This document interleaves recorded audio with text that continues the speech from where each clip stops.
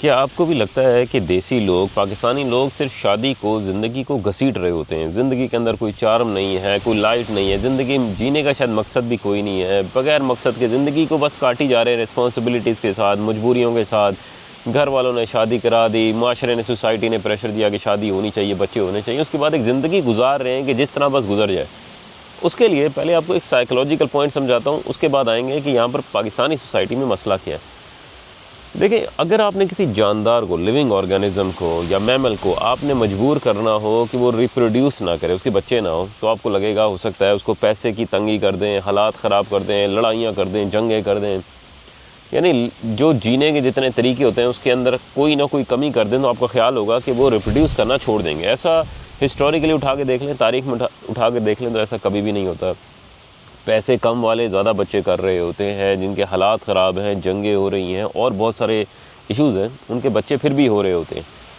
लेकिन अगर आपने किसी मैमल को, किसी लिविंग ऑर्गेनिज़म को आसानी से मजबूर करना है कि वो और बच्चे ना करे, रिप्रोड्यूस ना करे, तो आपने उसको साइकोलॉजिकली इतना मारना है कि वो ज़िंदगी से अपनी ख्वाहिश ही ख़त्म कर दे। उसे लगे कि मैंने अपने माशरे को देखा, सोसाइटी को देखा, माँ बाप को देखा, उनके माँ बाप को देखा, यानी इतना टॉर्चर कर दें उसको चारों तरफ के एग्ज़ाम्पल से, चारों तरफ की रियल टाइम सिचुएशन से, कि वो कहे कि मैं ये ज़िंदगी गुजारना ही नहीं चाहता और मैं चाहता ही नहीं हूँ कि मेरी अगली जनरेशन भी आए। आजकल जो पाकिस्तानी सोसाइटी के साथ हुआ है वो ये है कि उनके चारों तरफ जितने भी एग्ज़ाम्पल्स हैं वो इतनी ख़राब हैं कि उन्होंने कहा है कि भाई पैसे भी दे दो, दुनिया भर में घुमा भी लो, ट्रिप भी करवा दो, हमें और आसाइशें भी दे दो, अच्छा घर भी दे दो, हमने करना ही नहीं, बस ठीक है जैसी ज़िंदगी गुजर रही है दोबारा नहीं चाहिए, और ना ही हम चाहते हैं हमारे बच्चों के लिए हो। 2-4 बच्चे कर रहे हैं, वो भी इस वजह से है कि एक सोसाइटी की नीड है, एक बायोलॉजिकल नीड है। जब आपकी शादी हो रही है, उसके बाद जब उनकी थोड़ी बहुत मेच्योरिटी आ रही है, आप देखेंगे कि लोग रिप्रोड्यूस करना ख़त्म करते जा रहे हैं। इसमें ऐसा नहीं है कि पैसे की वजह से लोग कर रहे हैं या घर या मकान, इन चीज़ों की वजह से। साइकोलॉजिकली इतना टॉर्चर्ड हुआ है इंसान अपने हालात की वजह से, मुल्क की वजह से, कि उसने ये सोचना ही छोड़ दिया है। यानी आप ख़ुद हैरान हो कि एक लिविंग ऑर्गेनिज़म को, यानी कि आप इंसानों को छोड़ें, बायोलॉजिकली एक इंसान की बजाय कोई भी जानवर हो, हयात चीज़ है, उसको ये ख्वाब ही सोचना कि मैं रिप्रोड्यूस नहीं करूँगा, उसकी ज़िंदगी में कितना टॉर्चर करना ज़रूरी होगा। ये हुआ है आजकल इंसानों के साथ, ख़ास तौर में पाकिस्तानी सोसाइटी में। अब यहाँ पर पाकिस्तानी सोसाइटी के अंदर ज़िंदगी लोग घसीट क्यों रहे हैं? यानी शादी भी हो गई है, उसके बाद भी कोई चार्म नहीं है। अच्छा, ये मैं जो बता रहा हूँ बहुत सारे एक्सपीरियंस के साथ है, जिसके अंदर मैं टर्किश मेरी वाइफ है, यानी बाहर एक तुर्की मैंने पूरी ज़िंदगी देखी है, लोग खुश है नहीं है, किस तरह उनकी डाइवोर्स हो रही है, यहाँ पर लोगों की तलाक़ लेने की वजह क्या होती है।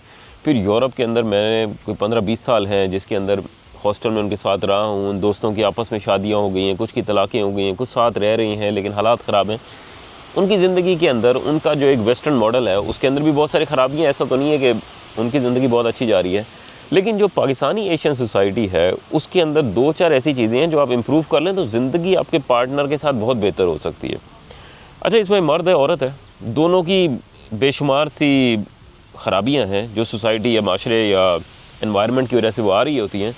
उसमें जो पहले मर्द को ले लें, मर्द के साथ जो पाकिस्तानी मर्द है उसके साथ एक बहुत बड़ा मसला है, वो इमोशनल एक्सप्रेशन का। वो एक्सप्रेस कर ही नहीं सकता, वो बता ही नहीं सकता कि भाई मुझे मोहब्बत है, आप मेरे लिए अच्छी हैं, आपने घर के लिए बहुत सारे काम किए हैं और आपकी वजह से मेरी ज़िंदगी बेहतर हो गई है। ये एबिलिटी ही मौजूद नहीं है, क्योंकि वो कहाँ से लेगा? उसने अपने माँ बाप से लेनी है, दादा से, नाना से, नानी से, चारों तरफ वो देखता है, तो इसको कोई एग्ज़ाम्पल तो मिलती नहीं है। फिर माशरा जो है किसी हलाल चीज़ के लिए, किसी अच्छी चीज़ के लिए आपको शर्मिंदा ज़्यादा करता है। तुम बीवी के नीचे लगे हुए हो, तुम उसी की बात मानते हो, तुम्हारी सुनते ही नहीं हो। इसके मुकाबले में अगर एक कोई थर्ड पार्ट बंदा हो, कि औरत हो, कोई गर्लफ्रेंड हो, उसके लिए माशरा बड़ी खुली आज़ादी रखता है। देखें कितना ज़बरदस्त है, अपनी गर्लफ्रेंड के लिए फूल बना रहा है, कितनी मेहनत कर रहा है। लेकिन यही बात जब बीवी के बारे में आती है कि हाथ पकड़ के चल रहा है, उसको कहीं पिकनिक पे ले गया, उसके साथ अकेला कहीं बैठा हुआ है, तो माशरा इसके अंदर बहुत कम है जो सपोर्ट करता है, बल्कि उल्टी बातें करेगा, जिसकी वजह से कोई ना कोई बहनों की तरफ से, माँ की तरफ से, दोस्तों की तरफ से वो अपने आप को बड़ा रिज़र्व करके रखेगा। जबकि ये वो जगह है जहाँ पर उसको अपने आप को एक्सप्रेस करना चाहिए, बताना चाहिए कि मैं इसको ओन करता हूँ, इसको डिफेंड करता हूँ। मेरी चाहे मेरे बाप के सामने हो, बहन भाइयों के सामने हो, ये मेरा पार्टनर है जिससे मेरी एक ज़िंदगी गुजरनी है और मैं इसके साथ अपनी एक मुस्तकबिल, एक रिप्रोड्यूस करूँगा, एक ज़िंदगी बनाऊँगा। लेकिन ऐसा नहीं होता। इसी तरह जो दूसरा मसला है वो हमारी सोसाइटी में मर्दों के साथ ज़्यादा है, वो है शक का मसला।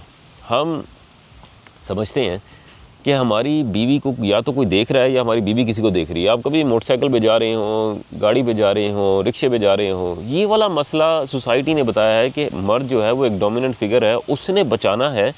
और उसने अगर ये नहीं किया, अपने उस बाउंड्रीज़ को नहीं बनाया, अपनी बीवी को प्रोटेक्शन में नहीं रखा, तो उसकी बीवी जो है वो भाग जाएगी। ये एक बहुत गलत सी एक अप्रोच है जो पूरी सोसाइटी में दे दी।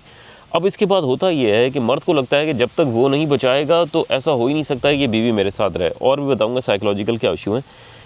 अब यहाँ पर ये चीज़ समझ लें, जितनी मैच्योरिटी और जितनी चालाकी औरत के पास है, मर्द के पास उससे आधी भी नहीं है। तो अगर आप समझते हैं कि आप उसके मोबाइल को देख लेंगे, उसके ऊपर नज़र रख लेंगे, कंट्रोल रख लेंगे, ये एबिलिटी आपके पास मौजूद ही नहीं। आप सिर्फ अपना वक्त ज़ाया कर रहे हैं और अपने रिश्ते को ख़राब कर रहे हैं ना। आप देख सकते हैं अगर वो आपको जिस वक्त चाहे धोखा दे, आप उसकी बातों में बड़ी आसानी से आ जाएंगे, क्योंकि ये एक नेचुरल फिनोमेना है। मर्द के साथ उसको धोखा देना बहुत आसान होता है, और औरत के लिए उन तमाम अच्छे एक्सप्रेशंस के साथ आपके साथ ताल्लुक़ रखना, किसी और के साथ रखना बहुत आसान होता है। तो आप पकड़ नहीं सकते। तो ये बेवजह अपनी ज़िंदगी ख़राब ना करें किसी के ऊपर बेवजह शक करके। अगर आपको यकीन हो गया कि कर रहा है तो आप उससे अलग हो जाएं, लेकिन शक के साथ ज़िंदगी गुजारेंगे तो ज़िंदगी ख़राब ही होगी। तीसरा ये है कि वो आपका पार्टनर है, आपकी बीवी है। अब किसी ने भी उसके बारे में कुछ कहना है तो आपके पास आकर कुछ कहना है, आपके बाप ने कहना है, आपके भाइयों ने कहना है, बहन ने कहना है, जो भी कोई ख़राबी हो रही है, ये चीज़ आप बाउंड्री बहुत क्लियरली डिफ़ाइन कर दें कि मेरा पार्टनर है मेरी ज़िंदगी के अंदर। अब वो सुबह जल्दी उठती है, नहीं उठती है, खाना पकाती है, नहीं पकाती है, हमारे घर के अंदर इंटरनल बहुत सारे और मसाइल हैं, ये हम मैनेज कर लेंगे। तीसरा बंदा अपनी राय बेवजह ना दे, लेकिन ये चीज़ें मर्द मैनेज नहीं कर पाते और इसके बाद लड़ाइयाँ और ज़्यादा होती हैं। अच्छा, ये दो वाला पार्ट है जो मर्दों के साथ बड़ा डोमिनेंट सा है और जिसको बड़ी आसानी से तब्दील कर सकते हैं। आप तब्दील करेंगे, ज़िंदगी बेहतर होगी। और जितने मैं लोगों से मिला हूँ, ज़्यादातर मर्द ऐसे ही हैं जो ज़िंदगी बेहतर गुजारना चाहते हैं लेकिन नहीं गुजार पा रहे। अब इसके बाद औरतों के मसाइल आए थे। औरतों के साथ एक बहुत बड़ा इशू ये है कि ज़िंदगी भर में जो भी कोई इशू हो रहा है, उनको किसी ना किसी तरीके से विक्टिम ब्लेमिंग करनी।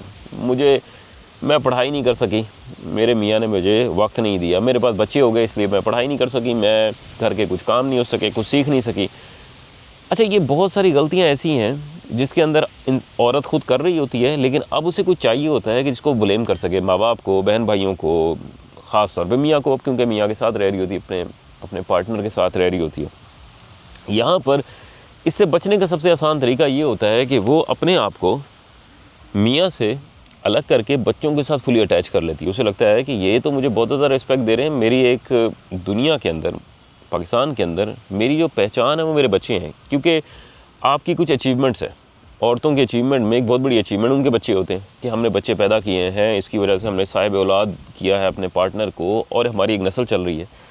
अब यहाँ पर ये उनके साथ इतने अटैच हो जाते हैं कि ज़्यादातर औरतें अपने बच्चों के साथ सोती हैं, मियाँ से अलग हो जाती हैं, और जो जिस्मानी ताल्लुक़ है वो सिर्फ़ और सिर्फ किसी वजह से, बायोलॉजिकल नीड की वजह से, या मर्द ने अगर बहुत ज़्यादा कह लिया तो हो रहा है, और इसी वजह से ये गुजारा इस तरह चल रहा है।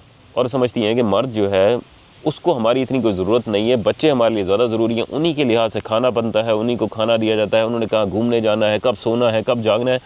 जो मर्द है वो एक स्टेपनी के तौर पर, एक साइड व्हील के तौर पर ज़िंदगी गुजार रहा है, जिसका काम है अपनी सर्विसेज और अपनी जो रिस्पॉन्सिबिलिटीज़ हैं पूरी करना। अच्छा, ये यहाँ तक चलता रहता है इसी तरह, और हालात सही गुजर रहे होते हैं। फिर बच्चे होते हैं तकरीबन 11 साल के। 11 साल के जो बच्चा है उसको अपनी माँ की और बाप की इतनी ज़रूरत नहीं है, उसके दोस्त हैं, उसके रिश्तेदार और बाकी जो उसके फ्रेंड्स हैं वो ज़्यादा ज़रूरी हो जाते हैं। इस हालात में माँ को अब समझ नहीं आती कि अब वो क्या करे। अब उसने किसी को विक्टिम ब्लेम करना है कि उसकी ज़िंदगी ऐसे क्यों है, वो पढ़ाई नहीं कर सकी, बहुत सारी चीज़ें सीख नहीं सकी। अब उसके लिए सबसे आसान काम है अपने पार्टनर को ब्लेम करना, अपने माँ बाप को ब्लेम करना। और माँ बाप या तो फिनिश हो चुके होते हैं, यानी कि इस दुनिया से चले गए होते हैं, और जो मियाँ होता है वो सबसे आसान टारगेट होता है। अब उसे कहती है कि तुमने मुझे पढ़ने नहीं दिया, मैं कुछ हासिल नहीं कर सके। लेकिन ये एक बहुत बड़ा चेंज है औरतों के अंदर, हार्मोनल चेंज, जिसके अंदर उनके हार्मोन्स चेंज हो रहे हैं, ख़ास तौर पे ये 35 साल से 45 साल के दरमियान, जिसमें उनको ज़िंदगी के अंदर यही समझ नहीं आ रहा हम पैदा क्यों हुए हैं, हमारा दुनिया में मकसद क्या है, हमने पढ़ाई क्यों नहीं की, हमारी अपनी कोई सोर्स ऑफ इनकम क्यों नहीं है। अब से पहले तक ये पॉसिबल था, इसके साथ ज़िंदगी मैनेज हो रही थी, लेकिन ये 10 साल अब बहुत मुश्किल हो गए। अब ये दोनों मिलके अब क्या कर रहे हैं, दोनों मिलके पत्थर इकट्ठे कर रहे हैं। ये पत्थर हैं, किसी भी लड़ाई में आप दूसरे को मारने के लिए कोई पत्थर रखते हैं और इन पत्थरों को अब ये जमा करते जा रहे हैं। ये पत्थर वो तमाम ताने हैं अब वाक़यात का इंतज़ार किया जा रहा है कि आपने उस दिन घर साफ़ किया था, ये चीज़ रह गई, आपने उस दिन मेरे माँ बाप के सामने ये बात की थी, मुझे बुरा लगा था, मेरे शादी के टाइम पर आपने फ़ोटोग्राफर को सही पैसे नहीं दिए तो उसने अच्छी फ़ोटोज़ नहीं ली, मैंने कहीं जाना था, आपने मुझे जो है वो अच्छे कपड़े बना के नहीं दिए। इसी तरह औरतें में मर्दों ने भी बहुत सारे पत्थर इकट्ठे किए हुए हैं कि मेरा तुमने कभी ख्याल नहीं रखा, मैं कहीं गया तो तुमने मुझे वहाँ जाने नहीं दिया, मैं तुम्हारी वजह से रुक गया। अब ये पत्थर इन्होंने इकट्ठे किए हुए, ये पत्थर रखे हुए लड़ाई के लिए, कोई भी मौका मिलेगा उसमें अब ये दोनों एक दूसरे के पत्थर मारेंगे और हालात ज़्यादा ख़राब कर लेंगे। और इनको लगता है, दोनों को साइकोलॉजिकली ये लगता है कि हम अब अपनी दलीलों से एक दूसरे को मनवा लेंगे कि भाई तुमने ये किया था, ये इवेंट हुआ था, इसमें गलती थी, तुम मानो तुमने गलती की। वो दूसरा कहता है अच्छा हाँ मैंने मान लिया है, और अगर बहुत कोई ढीठ है तो नहीं भी मानता, अमूमन औरतें नहीं मानती। इसके अंदर जो है अब दोनों ये समझ रहे हैं कि दलीलों से हम ज़िंदगी बेहतर करेंगे और माना जाएगा कि हम सही थे इस रिश्ते में। लेकिन यहाँ जो ज़िंदगी आप गुजार चुके हैं 15 से 20 साल, इसमें ये मानी ही नहीं रखता कि दलील क्या थी, कौन सही था कौन गलत था। आज आप उठा के देख लें, आज अपने पार्टनर को, हस्बैंड को कहा हो तुम्हारी माँ ने उस टाइम गलती की थी, तुम्हारी बीवी ने तुम्हारी बहन ने उस टाइम गलती की थी, तुमने ये चीज़ गलत की थी, उसकी वजह से आप कह लें कि आज उसका रवैया तब्दील हो जाए और वो बिल्कुल मुख्तलिफ इंसान बन जाए। ऐसा कभी भी नहीं हुआ और ना ही कभी होता है। यहाँ पर अगर आप बड़ी मोहब्बत से उसको सिर्फ ये कह दें मुझे तुमसे ये उम्मीद थी, काश तुम मेरे लिए करते, अब नहीं कर सके अभी तक, तो मुझे अच्छा लगेगा अगर तुम ऐसा करो। मैं कहता हूँ कि इंसान ने, मर्द ने अपनी पूरी कोशिश लगा देनी है, पैसे जान माल लगा देनी है आपको खुश करने के लिए, लेकिन ऐसा नहीं होता, आप उसको सिर्फ ताने देती हैं। इसी तरह मर्द करते हैं, मर्द के पास एक और पीक आती है, ये 40 साल की, 40 साल के अंदर ये फाइनेंशियली स्टेबल होता है, इसको लगता है कि ये तो दोबारा एक और ज़िंदगी, एक और फैमिली बना सकता है, मैं इतने ताने क्यों सुनूँ, कहानियाँ क्यों सुनूँ। अब इस हालात में जब औरत जो अपनी वीकेस्ट हालत में है, खूबसूरती के लिहाज से फाइनेंशियली कैपेबल नहीं है, बच्चे भी साथ नहीं दे रहे, बच्चे भी बड़े हो गए, वो अपना वक्त गुजारें, यहाँ पर दोनों जो है आपस में मिल ही नहीं पाते। अच्छा, अब करना क्या चाहिए? देखिए, यहाँ पर अगर आप चाहते हैं कि अपनी ज़िंदगी बेहतर हो, इमोशनली तौर पे बेहतर हो, उसमें ये जो ताने देना है, किसी को भी अपनी दलीलें देकर किसी बात को मनवाना है, इसका कोई फ़ायदा नहीं है। दूसरा ये है कि आप दुनिया भर के लिए तैयार होते हैं, लेकिन जब आपके पार्टनर की बारी आती है तो आप ऐसे छोटे जहन के बन जाते हैं।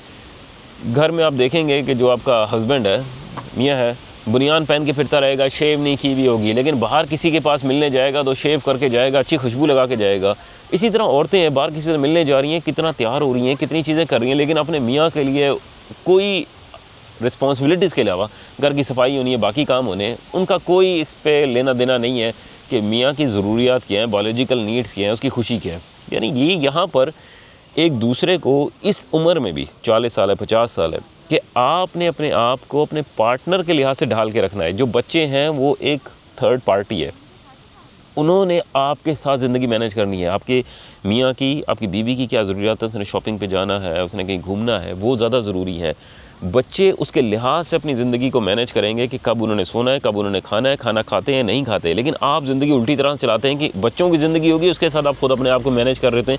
ये इमेच्योरिटी की सरफेस लेवल है, जिसके अंदर आपको पहले ही पता चल जाता है कि हालात बेहतर हो ही नहीं सकते, क्योंकि आप ज़िंदगी बच्चों के लिए जी रहे हैं, पार्टनर के लिए जी नहीं रहे। इसी तरह मर्द को बताया गया है कि आपके लिए तो खूबसूरती करना, ये तो कोई जनाना है होंगे आप, और वही खूबसूरती, मेकअप, अपने बालों को संवारते होंगे। लेकिन नेचर भी आप उठा के देखें ना, जितने भी जानवर हैं आप उसमें देखेंगे, जो मर्द होता है उसका मेल जानवर, बतख में देख लें, उसके सारे जो कलर्स हैं ना वो उसके मेल में होते हैं। इसी तरह शेर है, जो आप उसकी ग्रेस देखेंगे ना वो हमेशा मेल के अंदर है। ये हमें उल्टा बता दिया है कि आपने जो है ना अपने आप को संवार के नहीं रखना, अच्छा बना के नहीं रखना, और अगर कर भी लेंगे तो क्या फ़र्क पड़ेगा, बीवी तो मिल गई है। देखिए, ज़िंदगी के अंदर जो पहले कोई 15-20 साल हैं, जब तक आप 40 साल तक पहुंचते हैं, वो काटना आसान है, आप बायोलॉजिकल ज़रूरियात की वजह से, माशरे की वजह से गुजार लेते हैं। लेकिन 40 के बाद जो अगले साल हैं वो बहुत ही मुश्किल है। उसके लिए आपको इमोशनली तौर पर मैच्योर होना ज़रूरी है, समझना ज़रूरी है, तवज्जो देना ज़रूरी है। यहाँ पर अपने आप को स्टेप बाय स्टेप इम्प्रूव करना शुरू करें, अच्छी तरह कम्युनिकेट करें, और जितनी भी रिस्पॉन्सिबिलिटीज़ जो आपका वक्त आपके पार्टनर के साथ ख़राब करती हैं। अब मर्द के लिए क्या इशू है, वो आता है हफ्ते इतवार को कि अपनी बीवी या बच्चों के साथ कुछ टाइम गुजारे, उसको दही लेने भेज देंगे, घर के अंदर पानी की मोटर सही कर दो, चीज़ें ठीक कर लो, चीज़ें को लेकर आओ, हमें कहीं लेकर जाओ, हमें वो ग्रॉसरी वाली शॉपिंग कराओ। ये वो तमाम चीज़ें हैं जो थर्ड पार्टी को जितने आप दे सकते हैं दे दें। कोई और बंदा कर ले, अगर आपके पास पैसे मैनेज हो सकते हैं, किसी तरीके से उन चीज़ों को उन वक्त में ख़रीद लें जो जैसे जुमेरात को खरीद लिया, जुम्मे को खरीद लिया। अब जो सैटरडे संडे है, वीकेंड है, कोई भी आपके पास वक्त है, उसको खालिस्तन अपनी बीवी के लिए, बच्चों के लिए गुजारें, बीवी को टाइम दें। बहुत आसान है, अगर आपने बीवी को खुश करना है, उसको किसी ऐसी जगह ले जाएं, उसको जो कपड़े पसंद होते हैं, कोई शॉपिंग के लिए ले जाएं। वेस्टर्न दुनिया में भी यही है, शॉपिंग के लिए ले जाएं, उसको किसी ऐसी जगह ले जाएं जहाँ हेयर कटिंग होती है, मेकअप होता है, बाकी चीज़ें हैं, उनके सलून्स हैं। यानी उसके अंदर कोई 2000-3000 रुपये खर्च करना आपके अगले काफ़ी महीनों के लिए बहुत अच्छी ज़िंदगी गुजार सकता है। अच्छा, मर्द इसके मुकाबले में बहुत मुख्तलिफ है, उनको तोहफ़े तोहफ़े नहीं चाहिए होते, उनको इज़्ज़त चाहिए होती है। आप अगर उसके पास आके एक दफ़ा कह दें कि आपकी वजह से मेरी ज़िंदगी बेहतर हुई है, आपने घर की रिस्पॉन्सिबिलिटीज़ ली हैं, घर अच्छा चल रहा है, तो आप देखेंगे कि वो आपके लिए और ज़्यादा ज़िंदगी बेहतर करेगा। अपनी राय दीजिएगा कि आपके मुताबिक आपकी ज़िंदगी के अंदर जो ख़राबियाँ हैं वो किस वजह से हैं, ज़िंदगी को क्यों घसीट रहे हैं और कैसे ज़िंदगी बेहतर कर सकते हैं। वेस्टर्न दुनिया का जिक्र नहीं किया, अभी सिर्फ मैंने आपको एशियन सोसाइटी का माइंडसेट बताया है। तुर्की के अंदर बहुत डिफरेंट माइंडसेट है इस मामले में, क्योंकि यहाँ पर आपका पार्टनर इंडिपेंडेंट है, वो खुद कमा रहा है, उसको आपकी पैसों की ज़रूरत या इस तरह की चीज़ों की ज़रूरत नहीं है। अगर उसने मेकअप पे जाना है, कुछ चीज़ें ख़रीदना है, वो ख़रीद सकता है। वेस्ट में भी इसी तरह है, तो उस बारे में बात नहीं की। यहाँ पर एक एशियन टिपिकल सोसाइटी के बारे में बता रहा हूँ कि आपकी ज़िंदगी बेहतर कैसे हो सकती है और आप अच्छी ज़िंदगी गुजार सकते हैं, मर्द के लिए, औरत के लिए, और कैसे आप अपने पार्टनर के साथ अगर 10-15 साल मुश्किल भी गुजारे हैं, 40 साल के बाद अगर आपने अच्छी ज़िंदगी गुजारनी है तो बहुत सारी तब्दीलियाँ करनी हैं। अपनी राय दीजिएगा, फिर मिलते हैं अगली वीडियो में।